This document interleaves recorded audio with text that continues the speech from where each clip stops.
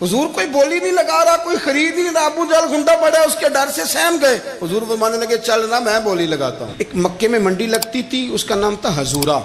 ये जो हजूरा मंडी थी, इस मंडी पर अबू जहल का कब्जा था। ऊंट बड़े खूबसूरत थे, शानदार थे। उसने कहा मैंने बोली देनी। अबू जहल ने ऐलान किया खबरदार कोई बोली ना दे। बड़ी दूर था कबीला जुबैद, वो आदमी वापस ले जा नहीं सकता था, मजबूर हो गया। अबू जहल कहने लगा चौथा हिस्सा कीमत दूंगा और ऊंट तुम्हें दे के जाने पड़ेंगे, यानी अगर लाख के हैं तो 25,000 के दो। बंदा बड़ा परेशान हुआ, चौधरीयों से बात की तो कहने लगे बदमाश बड़ा जी, हम जी शरीफ लोग हैं जी, वो क्या मतलब, कोई पास ना आया। वो बेचारा ना कोने में बैठ के रोने लग गया, कहने लगा मैं किधर जाऊं यारो, मैं वापस भी नहीं ले जा सकता, और चौथे हिस्से में दे कैसे जाऊं, इतना नुकसान। वो रो रहा था तो कहीं हजरत ज़ैद बिन अरकम ने सुन लिया। आप फरमाने लगे क्यों रोता है? कहने लगा यार मैंने तो अहले अरब की तारीफ सुनी थी, मेरे साथ खड़ा ही कोई नहीं होता। तो आप फरमाने लगे तूने अरबी देखा ही कब है? तूने देखा कब है?